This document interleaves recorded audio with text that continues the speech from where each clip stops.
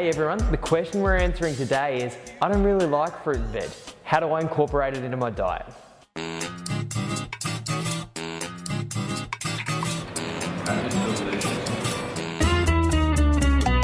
The whole world.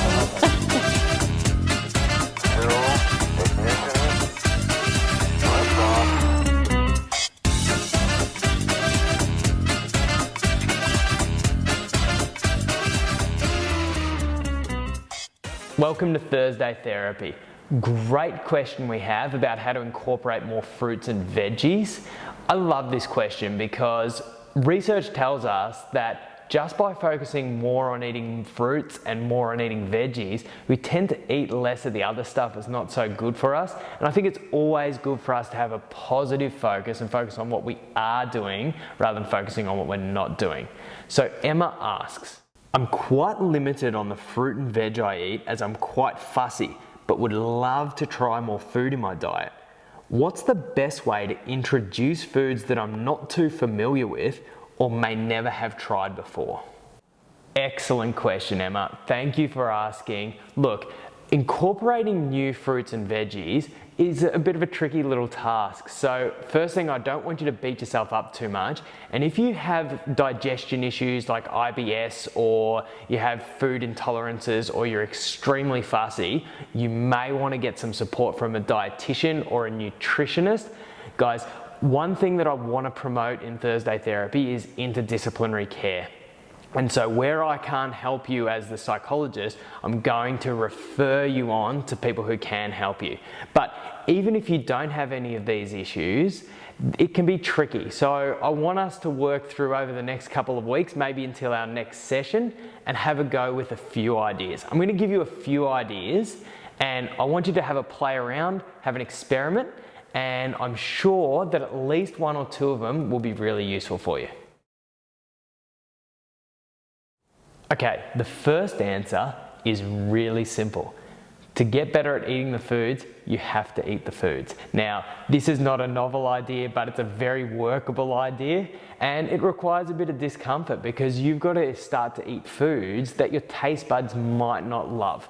But what I want you to do is try this for a couple of weeks, because between now and next Thursday Therapy, you'll have completely new taste buds. We get completely new taste buds around every 10 days to 2 weeks. So by the time I see you next, you'll have completely new taste buds. And if you start eating more of this stuff and more of this stuff, your taste buds are going to start to forget they like this stuff, and naturally you're going to crave these foods. To help you get through, I'm going to encourage you to do something that I almost never encourage you to do. If it's really hard and you really don't like the new flavours, the bitterness, the subtleties of flavours, the tartness, the texture, I'm going to encourage you to actually eat mindlessly. So you might distract yourself with the television, or distract yourself with a phone, or distract yourself in any other way, and actually practice some mindless eating for a period of time so your brain doesn't get too focused on those senses. But the first idea is to get good at eating, you just eat those foods. Okay, the next idea is I want you to experiment with different ways of preparing your food. So you could experiment with different cooking methods. For example, often if you don't like the bitter tastes of certain vegetables, cooking them more can reduce the bitterness and enhance a subtle sense of sweetness. Sometimes you might like to add spices, and those spices can mask certain flavors or enhance certain flavors. For example, I never thought I would say this, but this cauliflower is one of the most amazing things you would ever taste in your life. Apparently it has turmeric in it. I don't know what turmeric is. Apparently it's a spice, but whatever it is, it makes it taste bloody delicious. You can experiment with lots of different cooking methods. You can incorporate your veggies into foods that you normally eat, like for example, grating carrot into meatballs, and you don't even really notice that it's there.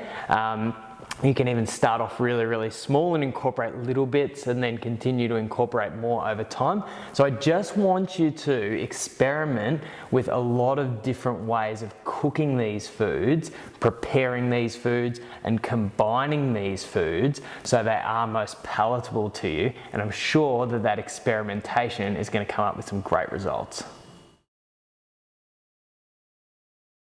Okay guys, the third thing that you might want to try to help you to eat more fruit and veg is to reduce your processed food.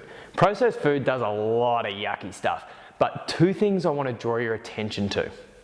Firstly, processed food creates these gross approximations of the natural flavors found in real food. So, for example, if we take this orange, there are probably hundreds of flavor molecules and various subtleties of flavor in the orange.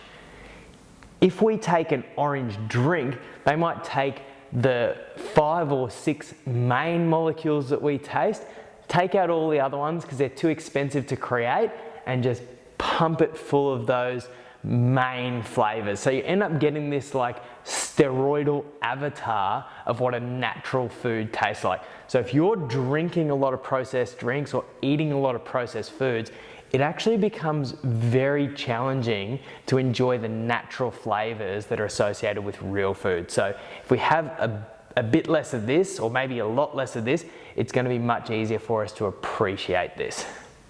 The other thing that processed food does is, of course, it adds a lot of sugar. So if we've got this quintuple dose of sugar from foods like this, it makes it very difficult when that's floating around in our brain, floating around in our taste buds, for us to appreciate the subtleties of flavor that might be found in, say, the pumpkin or the pomegranate. So if you are to be able to, in a way that's right for you, reduce these processed foods, then you're going to find that naturally it is much easier for you to appreciate the flavors, the subtlety of flavors in these natural foods. Guys, before we finish up, what I want to do is give a quick shout out to the Australian College of Weight Management. Sonia Bella and her team there are doing a wonderful job of creating weight management consultants. I had the pleasure of teaching these guys about a year ago, and I've got to say they were unbelievable. I think that as allied health professionals, we become a bit elitist and we think that the dietitian is better than the naturopath. We think that the psychologist is more effective than the counselor. We think that the exercise physiologist always does a better job than the PT. And what I've got to say is that I've taught doctors, dietitians, psychologists, exercise physiologists, and the level of discussion and the questioning and the energy when I taught the students and ex-students from the Australian College of Weight Management was second to none. So well done, guys. You are doing an absolutely great job. And as always, guys, we all know someone who they could do with eating a bit more fruit or a bit more veggies.